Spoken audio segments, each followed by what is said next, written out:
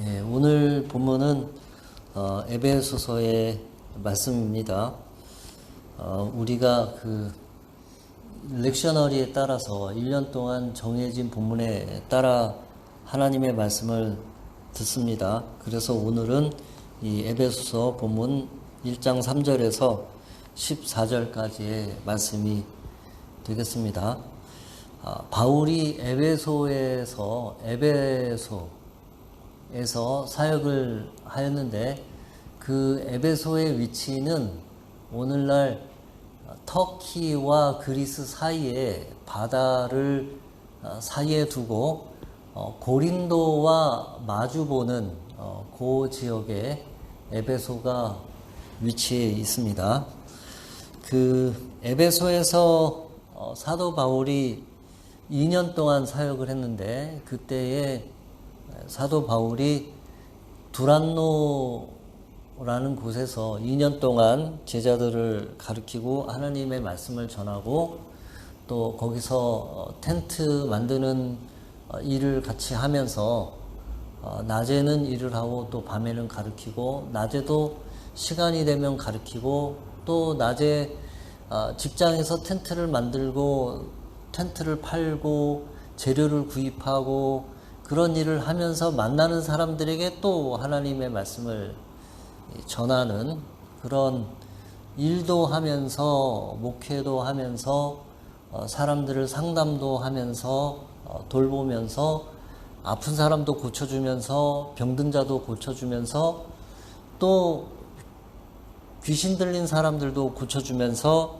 악령 들린 사람들도 고쳐주면서 그러면서 2년의 세월을 에베소에서 보냈습니다.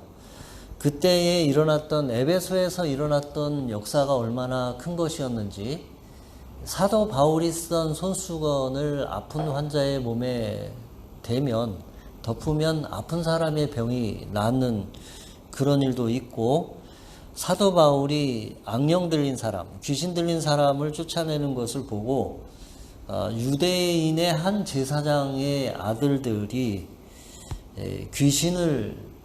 바울을 흉내내서 쫓으려고 하니까 귀신이 내가 예수도 알고 바울도 알지만 너는 누구냐?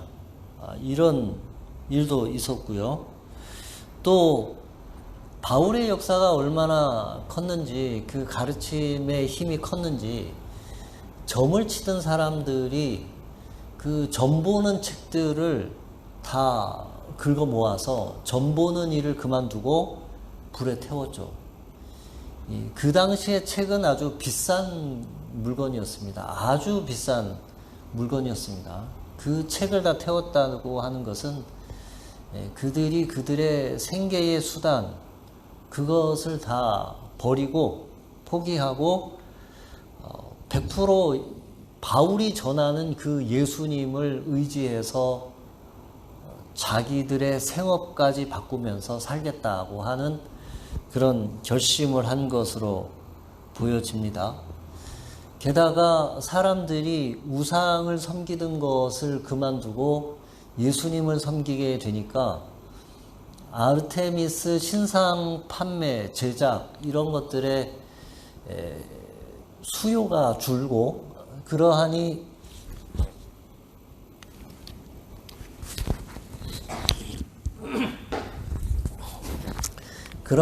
그 사람들이 모여서 이 폭동을 일으키고 결국은 바울이 붙잡혀서 대부분의 학자들이 이야기하는 것은 바울이 그 에베소에서 감옥에 갇힌 그런 일을 겪게 되었다 이렇게 이야기합니다.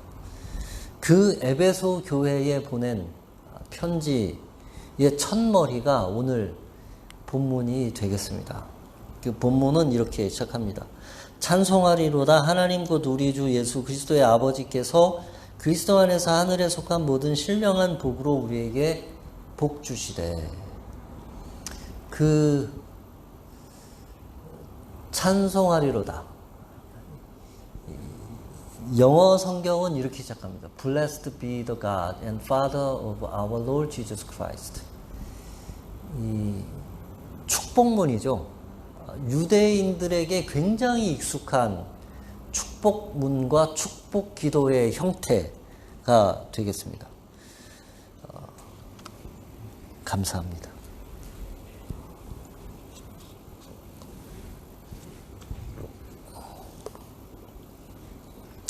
이 전통적인 유대인 축복문에 뭐가 거기에 더 붙었냐 하면 Father of our Lord Jesus Christ가 거기 딱 붙어 있는 거죠. 그러니까 바울이 전통적인 유대인의 축복문에 예수 그리스도의 아버지 하나님을 거기 갖다 붙여서 그것을 아주 기가 막히게 창조적으로 그 예수를 따르는 자들의 축복문으로 구약의 축복문을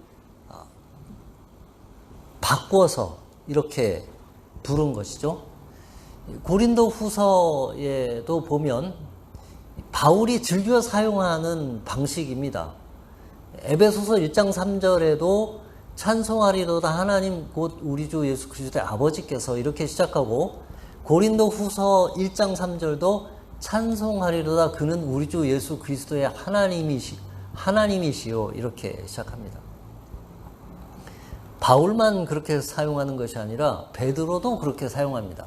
베드로전서 1장 3절에 우리 주 예수 그리스도의 아버지 하나님을 찬송하리로다 이렇게 시작합니다.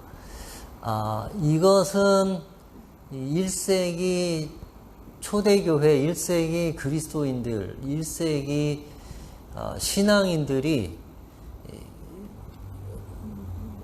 자주 사용하는 어떤 편지글의 형식 이런 것으로 이렇게 볼 수 있겠습니다. 전형적인 축복문의 형식이죠. 내용을 한번 보시면 그 3절부터 14절까지의 내용을 이렇게 요약해 볼 수 있습니다. 3절부터 6절까지가 하나님에 관한 말씀이고 그리고 7절부터 12절까지가 예수님에 관한 말씀이죠. 그리고 13절, 14절이 성령님에 관한 말씀이죠. 바울이 이 축복문을 그 내용상으로도 하나님과 예수님과 성령님 삼위일체의 그 내용을 구조적으로 잘 담고 있습니다. 또 이 축복문에서 바울이 아주 자주 반복적으로 사용하는 표현이 있습니다. 그 표현이 뭐냐면 그리스도 안에서 이런 표현입니다. 하나님을 말씀할 때도 그리스도 안에서, 예수님을 말씀할 때도 그리스도 안에서, 성령님을 말씀할 때도 그리스도 안에서 얼마나 자주 쓰는지 한번 보시면 3절에 그리스도 안에서, 4절에 곧 창세전에 그리스도 안에서, 6절에 그가 사랑하시는 자 안에서, 7절에 우리는 그리스도 안에서, 9절에 기뻐하심을 따라 그리스도 안에서, 10절에 땅에 있는 것이 다 그리스도 안에서, 12절에 우리가 그리스도 안에서, 13절에 그 안에서 너희도 이렇게 자주 사용하고 있습니다. 그리스도 안에서. 모든 것을 그리스도 안에서. 그 바울의 생각을 잘 알 수 있죠. 그리스도 안에서. 이 글짓기를 하거나 이 시를 쓸 때, 이 노래를 이 가사를 부를 때, 이 그리스도 안에서를 한 12구절, 13구절 안에서 그리스도 안에서를 한 7, 8번 넣어서 글짓기를 하여라 하면 쉽지 않을 거예요. 이게 평소에 늘 그 사도 바울의 생각과 사고방식 자체가 그렇게 되어져 있지 않으면 이런 글이 나올 수가 없는 그런 바울의 글쓰기, 바울의 생각, 바울의 사상, 그렇게 볼 수 있겠습니다. 그리스도 안에서, 모든 것을 그리스도 안에서. 기가 막히죠? 이 찬송문, 축복문을 이렇게 하나님, 예수님, 성령님 또 그리스도 안에서 그 내용을 보시면 또 바울의 깊은 생각을 또 조금 더 알 수 있습니다. 이 하나님의 우주적인 계획, 하나님의 우주적인 비밀이 드러났다 하는 말씀을 이제 또 하고 있습니다. 1장 9절에 그 뜻의 비밀을 우리에게 알리신 것이요 그의 기뻐하심을 따라 그리스도 안에서 때가 찬 경륜을 위하여 예정하신 것이니, 바울이 비밀을 알게 되었는데, 하나님의 비밀을 알게 되었는데, 그 비밀이 본인이 혼자 알기에는 너무 기가 막힌 우주적인 비밀을 깨달은 상태에서 그것을 나누지 않으면 견딜 수가 없는 그런 마음을 표현하고 있습니다. 에베소서 1장 9절에 이 시에서만 표현한 것이 아니라 에베소서가 전부 6장으로 되어져 있는데 그 6장 전체에 걸쳐서 이 생각이 관통하고 있습니다. 3장 3절에 보시면 곧 계시로 내게 비밀을 알게 하신 것은 내가 그리스도의 비밀을 깨달은 것을 너희가 알 수 있으리라. 또 3장 9절에 영원부터 만물을 창조하신 하나님 속에 감추어졌던 비밀의 경륜이 어떠한 것을 드러내게 하려 하심이라. 바울이 비밀을 깨달았는데 이 비밀은 어떤 비밀이냐 하면 이 온 우주가 창세되기 전에, 만들어지기 전에 빅뱅이 있기 전부터 있었던 비밀이고 아무에게도 드러나지 않았던 비밀이고 예수 그리스도 안에 감추어져 있던 비밀인데 그 비밀이 자기에게 계시로 드러났고 그 비밀을 이제 너희에게 말해준다. 그런 뜻입니다. 비밀이 가지고 있는 그 비밀을 가진 사람의 특징은 무엇입니까? 내가 비밀을 알고 있어요. 내가 다른 사람의 비밀을 알고 있습니다. 내가 누구의 비밀을 알고 있어요. 그 비밀을 알고 있으면 뭐 하고 싶어집니까? 비밀을 막 얘기하고 싶잖아요. 그래서 비밀이 가진 특징은 뭐냐면 시간이 지나면 모두가 다 알게 되는 비밀이고 당사자만 모르는 거. 그게 비밀이잖아요. 너만 알고 있어. 그래서 너만 알고 있어. 그러다가 다 알게 되는 게 비밀이잖아요. 이 비밀을 알고 있으면 비밀을 사람들에게 이야기하고 싶어서 견딜 수가 없는 것인데 이 하나님의 비밀, 그리고 바울이 자기가 예수님을 알기 전에 그렇게 알고 싶어 했던 것인데 이제 알게 되었어요. 유대교 구조 안에서는 몰랐던 것인데 예수님을 통해서 알게 된 비밀인데 그 비밀을, 그것이 감추어져 있던 것인데 이제 이게 드러나는데 그 비밀을 알리고 싶어 하는 그 바울의 마음이 있습니다. 이것은 바울이 깨달은 것입니다. 그리고 에베소에서 바울이 경험한 것, 에베소에서 바울이 본 것은 무엇이냐면 이 비밀이 가진 폭발력을 본 것입니다. 이 비밀이 가진 폭발력. 병을 낫게 하고 사람들을 낫게 하고 파괴된 인간성을 회복시키고 하나님의 형상이 파괴된 인간이 그 안에서 하나님의 형상이 다시 회복되는 것을 보게 되고 사람들이 그 생업, 밥줄을 집어 던지고 예수님께로 돌아오는 것을 보게 되고 그 어마어마했던 그 아데미 신상을 만드는 산업이 무너지게 되는 그런 사회 구조와 문화 자체가 변하는 이 비밀의 힘과 능력과 파워를 바울이 에베소에서 경험한 것인데 감추어졌던 것입니다. 이 표현들을 한번 잘 살펴보시면 그 뜻의 비밀은, 내게 비밀을 알게 하신 것은, 그리스도의 비밀은, 하나님 속에 감추어졌던 것은 다 같은 말입니다. 다 같은 말이에요. 하나님의 비밀이 무엇이냐? 예수 그리스도가 하나님의 비밀. 왜 이것이 비밀이냐? 분명하게 드러났는데 아무도 알아보지 못했기 때문에 비밀. 그런데 그것을 받아들이면 그 비밀이 풀려버리는 비밀. 그런 것인데 이 모든 것들이 바울과 예수님을 통해서 이제 드러난 것입니다.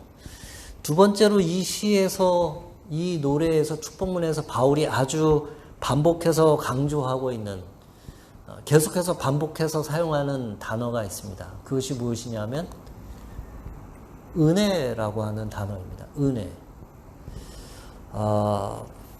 은혜라고 하는 단어를 아마도 제가 확인해 본 것은 아니지만 바울이야말로 처음 가장 많이 사용했던 사람, 그렇게 해서 하나님의 비밀을 우리에게 알려주신 분, 그리고 그 은혜라는 단어가 폭포수처럼 사용된 곳, 에베소서, 그리고 그 에베소서 전체를 예고하는 에베소서 1장 3절에서 14절 사이에 이 축복문에서 나타난 은혜라는 단어.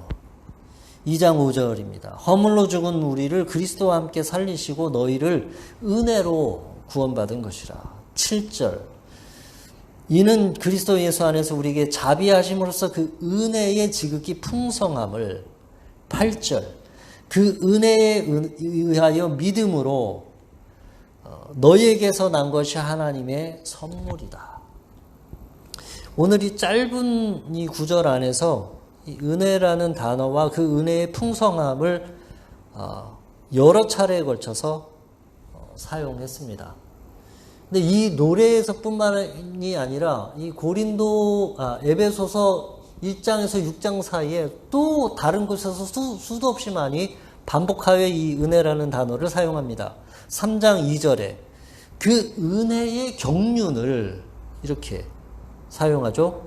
또 3장 6절에 이는 이방인들이 복음으로 말미암아 그리스도 예수 안에서 함께 상속자가 되고, 또 8절이죠. 3장 8절. 모든 성도 중에 지극히 작은 자보다 더 작은 자에게 이 은혜를 주신 것은 그리스도의 풍성함을, 4장 7절 은혜를 주셨나니, 6장 24절 모든 자에게 은혜가 있을지어다. 은혜라는 단어를 굉장히 많이 사용하고, 또 은혜라는 단어와 붙여서 사용하는 표현이 뭐냐 하면 그 풍성함이라는 표현입니다. 왜 바울은 이 은혜라는 단어를 이렇게 많이 사용을 했을까? 그 하나님의 비밀, 예수 그리스도의 비밀이 우리에게 드러나고 그 은혜가, 그 구원이 우리에게 오는 것은 율법이나 다른 수단이 아니라 오직 은혜로서만 가능하다는 것을 바울이 깨닫게 된 것입니다. 그래서 3장 2절에 이것을 또 뭐라고 표현하냐면 은혜의 경륜이라고 표현합니다. 은혜의 경륜. 이 경륜이라는 단어는 경영이라는 단어와 같은 뜻입니다. 경영이라는 것과 같은 뜻인데, 은혜의 경영, 왜 이것이 은혜의 경영인가?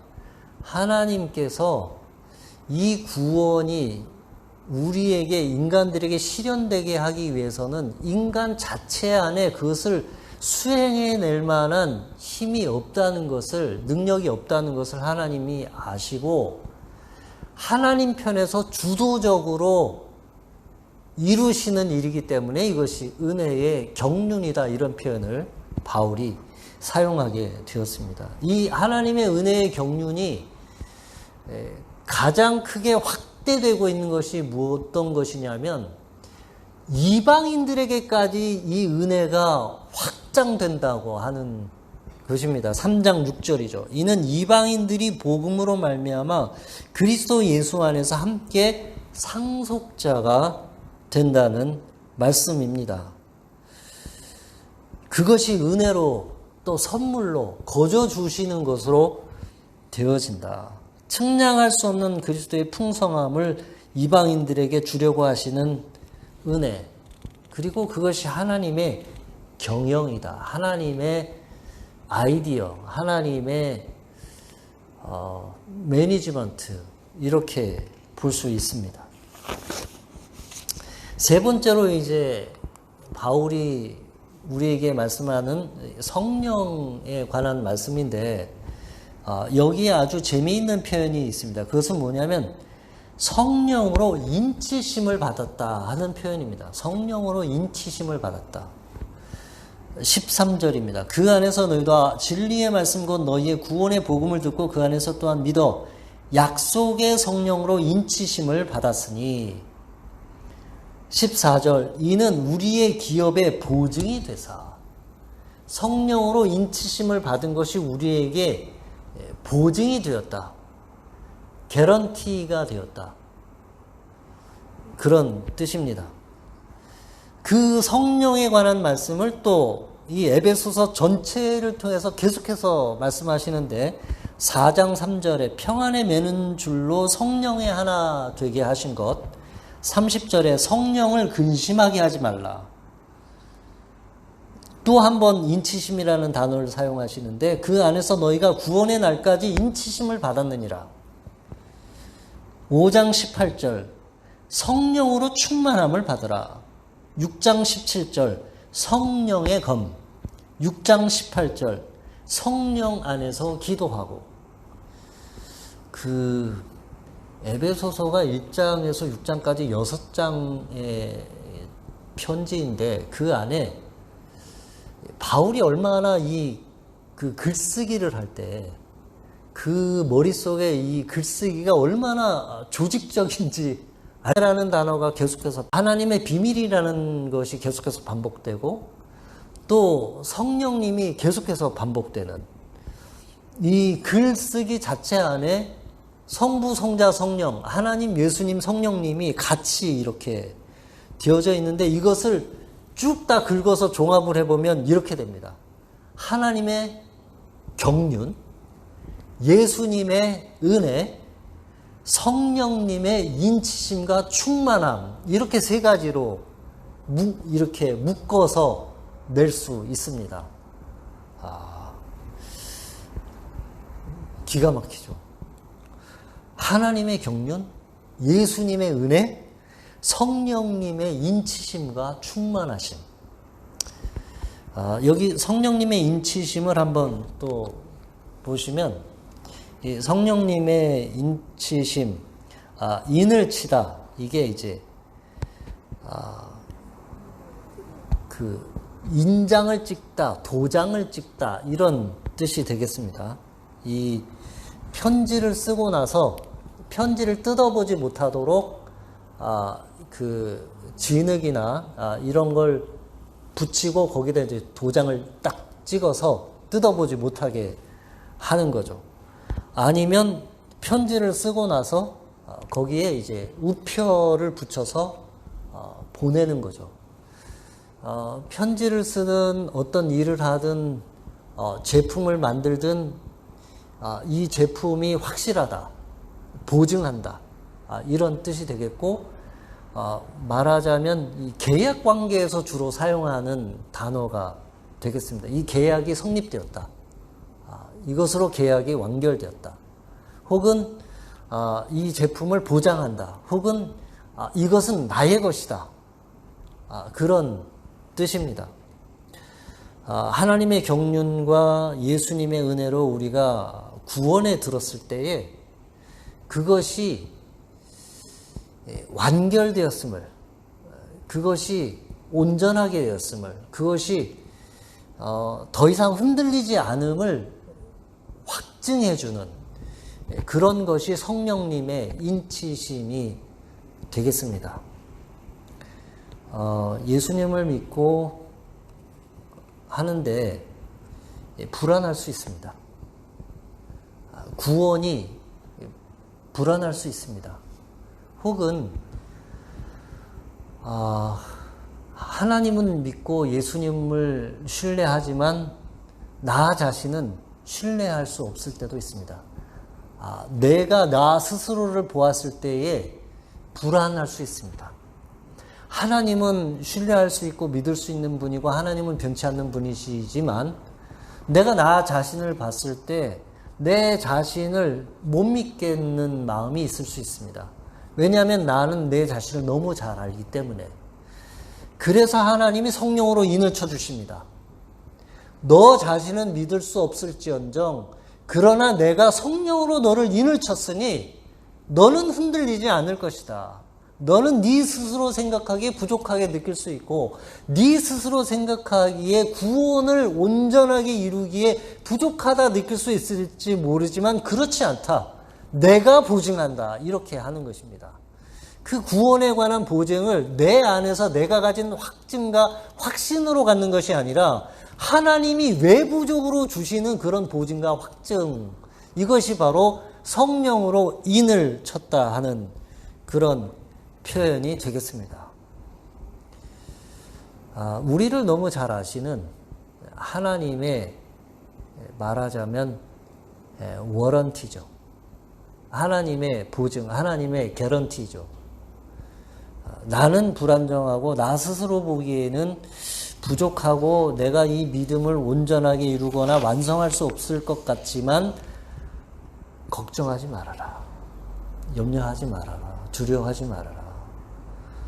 네가 실수할 수 있다는 것을 나는 잘 알고 있고 네가 때때로 잘 가다가 넘어질 수 있다는 것도 내가 알 수 있고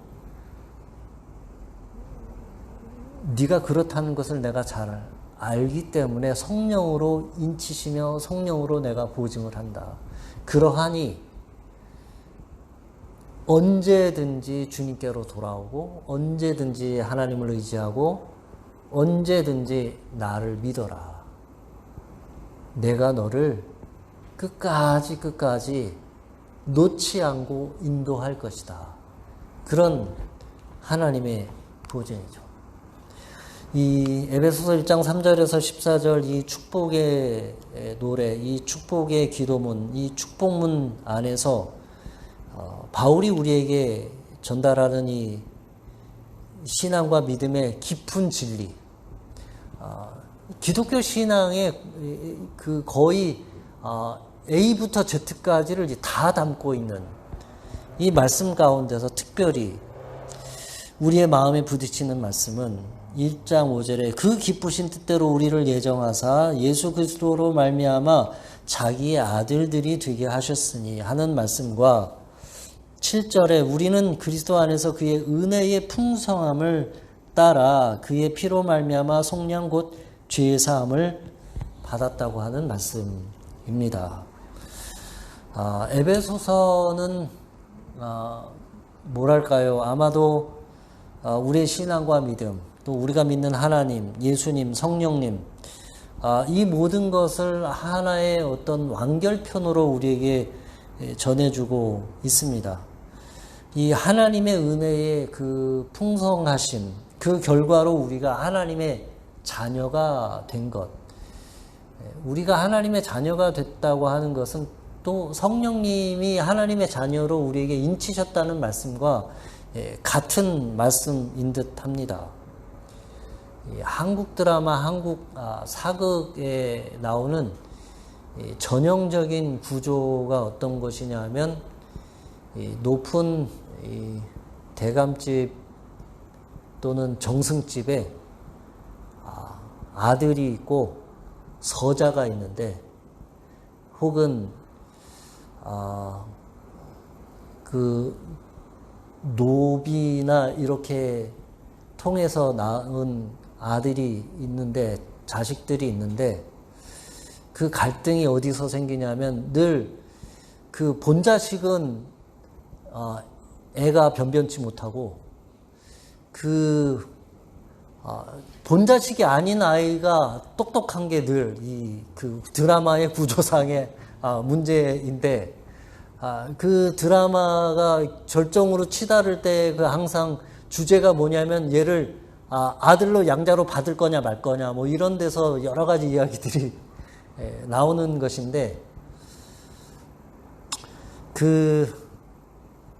그 서자의 입장에서 볼 때 자기는 똑똑하기도 하고 부지런하기도 하고 무술을 잘하기도 하고 능력도 다 있지만 다만 한 가지 신분상의 제약 때문에 아무것도 못하는 그게 문제인 것인데 하나님이 우리들을 양자로 그의 아들들로 그의 자녀들로 삼아 주셨다고 하는 말씀인데 이 말씀은 하나님의 은혜의 풍성함이 어떠한가를 보여줍니다. 우리가 불안해하지 않도록 우리가 확신이 없어서 초조해하지 않도록 우리에게 안정감을 주시도록 사람이 인생을 사는데 그러한 안정감과 보장을 가지고 사는 마음하고 그것이 없는 사람하고 인생 자체가 얼마나 다르겠습니까? 그 보장을 하나님이 우리에게 주시는 것이죠. 하나님의 자녀된 우리는 더 이상 하나님의 사랑을 얻으려고 애쓰거나 노력하거나 뭔가를 더 해야 하거나 뭔가를 더 하나님께 더 드려야 하거나 내가 억지로 뭔가를 하나님이 두렵고 무서워서 매맞지 않으려고 그렇게 두려움에 떨면서 해야 될 이유가 더 이상 없게 되었습니다. 왜냐하면 하나님이 창세전에 비밀로 계획하셨고 그것을 예수 그리스도 안에서 실현하셨고 성령님으로 우리에게 인쳐주셨기 때문에 우리는 더 이상 그러한 두려움과 불안정함이 없는 것입니다. 요즘 고양이나 강아지를 많이 키우는데 고양이나 강아지들이 주인에게 잘 보이려고 애쓰거나 성형수술을 하거나 뭘 하거나 그렇게 하지 않습니다.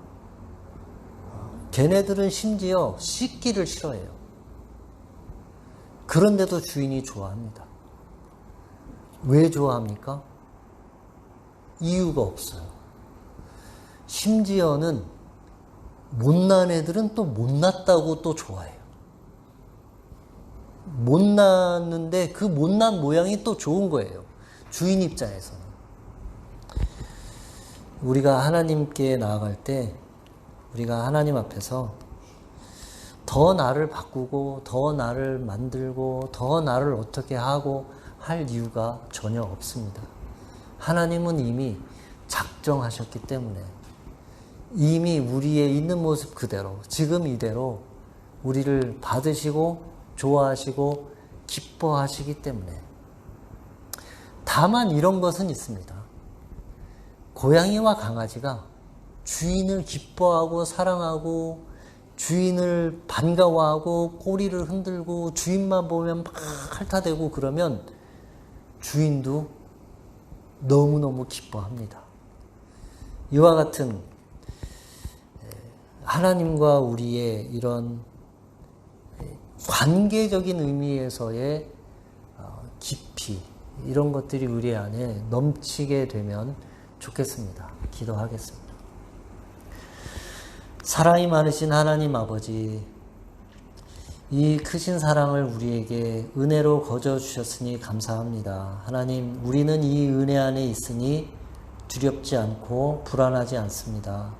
하나님, 다른 사람들을 보면 불안해질 수 있고 다른 사람들이 하는 것을 보면 안정감을 잃어버릴 수도 있습니다. 그러나 우리가 다른 사람을 보지 않고 하나님을 바라볼 수 있게 해주시기를 기도합니다. 하나님, 우리가 이 에베소서 1장 3절에서 14절에 쓰여진 이 은혜의 말씀이 한 구절 한 구절, 한 단어 한 단어 우리의 뇌리 속에, 우리의 생각 속에, 우리의 판단 속에 깊이 자리 잡아 우리가 이 은혜 안에 살게 해주시기를 기도합니다. 예수님 이름으로 기도했습니다.